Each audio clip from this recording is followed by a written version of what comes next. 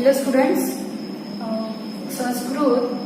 Sanskrit subject का grammar का एक लेसन क्रियापद जो हम इस वीडियो के द्वारा पढ़ने जा रहे हैं। तो आपको ये वीडियो देखकर ये टॉपिक समझ लेना है और ध्यान में ले लेना है। तो देखो क्रियापद, यहाँ पर मैं आपको 3 सेंटेंस दिखाती हूँ संस्कृत भाषा के। जैसे बालकः पुस्तकं पठति। पहला सेंटेंस लिया मैंने, बालकम पुस्तकम पठति। दूसरा सेंटेंस ले रही हूं मैं, बालिका नृत्यति। बालिका नृत्यति। और माता कथा कथयति। कौन सी भी भाषा में वाक्य तैयार होने के लिए कम से कम 2 से 3 शब्दों की जरूरत पड़ती है, और वो शब्द होते हैं मीनिंगफुल, अर्थपूर्ण शब्द होने चाहिए।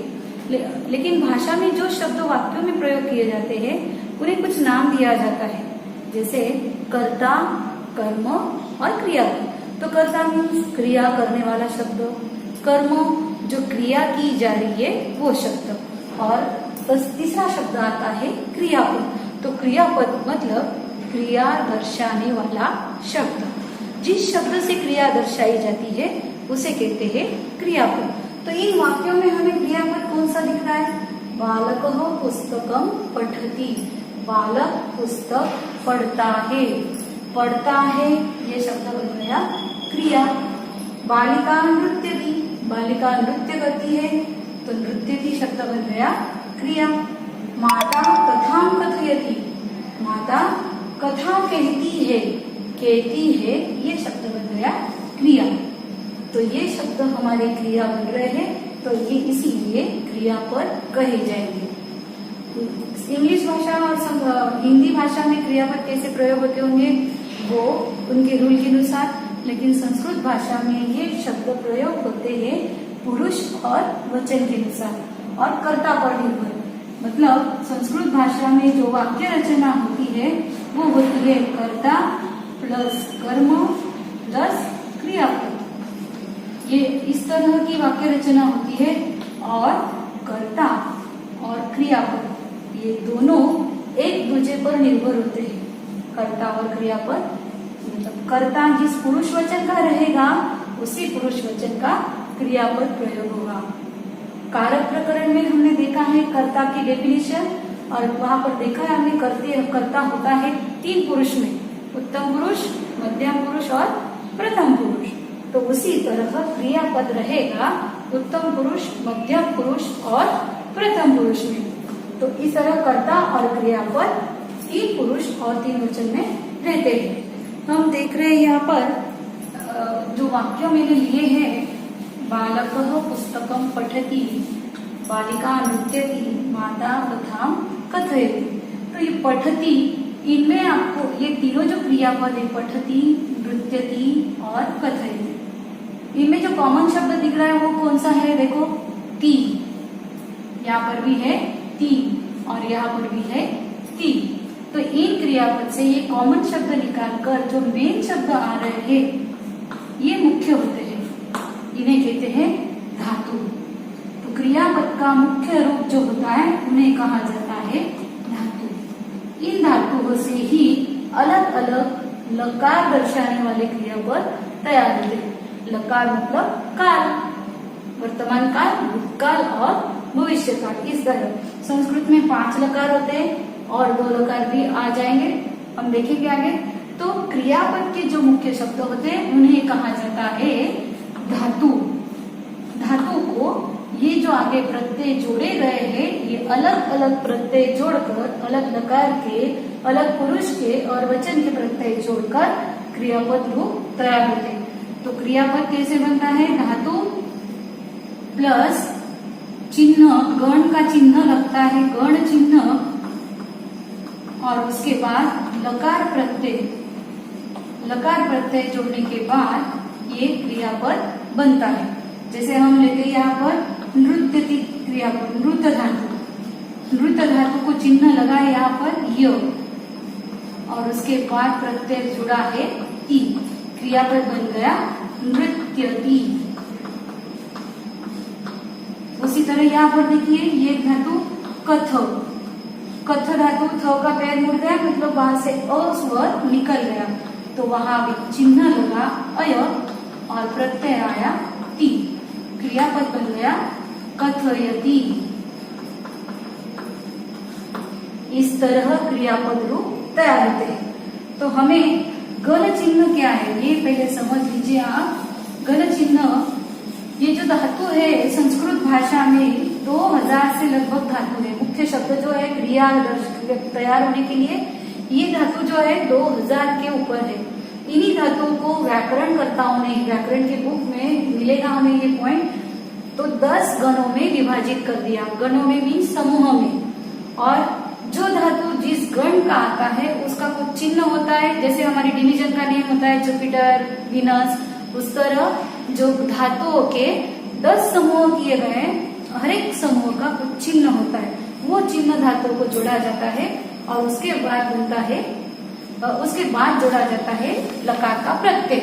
अभी हमने देखा था, तो ये धातु होते हैं 10, क्योंकि समूह 10 होते हैं इसलिए धातु के गण होते हैं 10। तो पहले धातु का गण चिन्ह आ जाता है अ, दूसरे गण का चिन्ह कुछ नहीं रहता, 0 रहता है, इसलिए हम 0 या डैश यहाँ पर लिखेंगे। तीसरे गण का चिन्ह होता है द्वित्व, द्वित्व मीन्स डबल होना, जो धातु का अक्षर है वो डबल हो जाता है प्रत्यय जोड़ने के पहले। और एग्जाम्पल दा धातु देखिए, दा को अगर ई प्रत्यय जोड़ना है तो यहाँ क्रियापद बन जाता है ददाई, दद, यहाँ पर द अक्षर में द्वित्व हो गया। और नेक्स्ट फोर्थ, चौथे गण का चिन्ह है य, पांचवे गण का चिन्ह है नु, 6 नंबर का चिन्ह आता है अ, 7 नंबर का चिन्ह आता है ना, नो, 8 नंबर का उ, 9 नंबर का ना और 10 नंबर का अय। इस तरह ये चिन्ह तैयार होते हैं। ये चिन्ह लगने के बाद लकार प्रत्यय जोड़े जाते हैं। ये चिन्ह आपको याद रखना है। आपको राइटिंग नोट्स में ये सब नोट्स मिल जाएंगे, वो रीड कर कर आपको ध्यान में रखना है। तो आप ये सूत्र ध्यान में रखिए, धातु, उसके बाद गण विकरण, उसके बाद लकार प्रत्यय, लकार प्रत्यय। इस तरह से इन 3 शब्दों से क्रियापद रूप तैयार होता है। अब ये लकार प्रत्यय जो है हर लकार में, मतलब कार में लकार प्रत्यय आते हैं 3 पुरुष 3 वचन में। हम एक लकार देखते हैं, लट लकार। अभी ये सेंटेंस में भी रख कर रही हूँ, देखो ध्यान दीजिए, लट लकार के प्रत्यय कैसे बनते हैं। लट लकार के प्रत्यय होते हैं 3 वचन 3 पुरुष में। हम पहले टेबल बनाकर देखेंगे। प्रत्यय पहले ती, कह, अंति, ये है प्रथम पुरुष के प्रत्यय।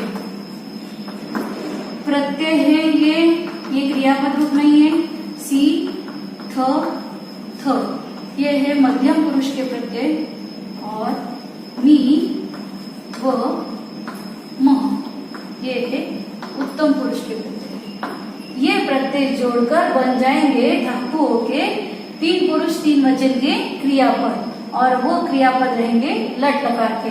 कौन सा भी धातु हमें लेना है उसे उसके गण का चिन्ह जोड़ना, और उसके बाद ये प्रत्यय जोड़कर ये बन जाएंगे लट लकार के प्रत्यय। लेकिन ये प्रत्यय जोड़ते समय 2 चीजें याद रखनी पड़ती है, 2 रूल्स याद रखने हमें, कि व और मो, जहाँ व और म से स्टार्ट होने वाले प्रत्यय है कौन से भी लकार के याद रखना है। व और म जोड़ते समय धातुओं में आ होता है और अ का अ ही रहता है। ये दोनों रूल्स याद रखते समय हम देखते हैं पठ धातु के क्रियापद कैसे बनेंगे। देखो पठ का अर्थ मैंने बोला है आपको, पठ मीन्स पढ़ना, तो हमें ये प्रत्यय जोड़ना है। पठ को चिन्ह लगता है अ, तो यहाँ क्रियापद बनेगा पठती, पठतः, पठन्ति। पठ धातु को मैंने ती तह अंति, पठति पठतः पठन्ति इस तरह बना। अभी जोड़ना है हमें पठसी पठतः पठतः, पठसी पठतः पठत।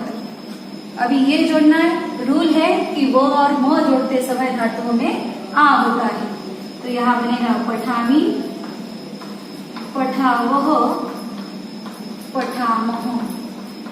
धातु में आ हो गया, देखो ठ में आ हो गया यहाँ पर।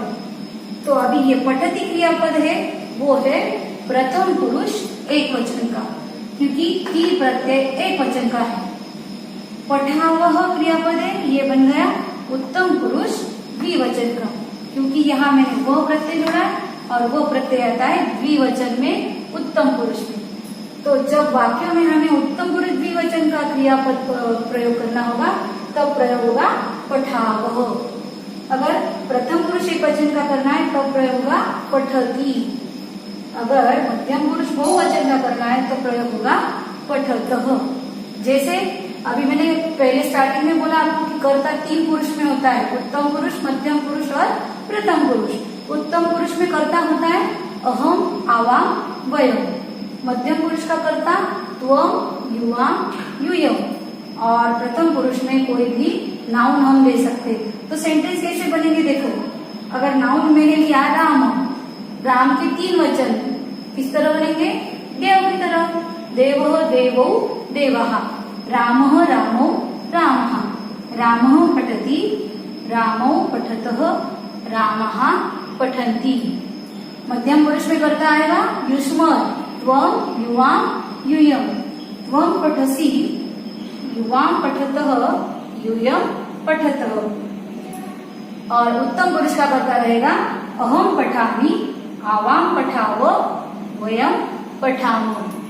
इस तरह कर्ता के साथ क्रियापद ज्वाइन होकर इसी लकार में दूसरा धातु लेकर कर्ता के साथ आपको टेबल दिखाती हूँ।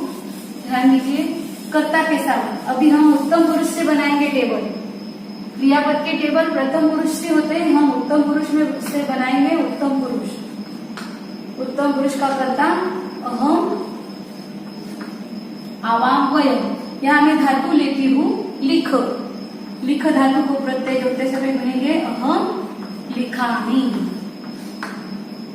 आवाम लिखाव और वयम लिखामः। मध्यम पुरुष त्वम लिखसि, युवाम लिखतः, यूयम लिखत। अहम लिखामि, सॉरी यहाँ नाउन प्रथम पुरुष में आएगा नाउन। प्रथम पुरुष के सेंटेंस बनेंगे रामः लिखति, रामौ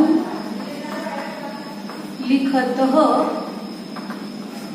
रामः लिखन्ति।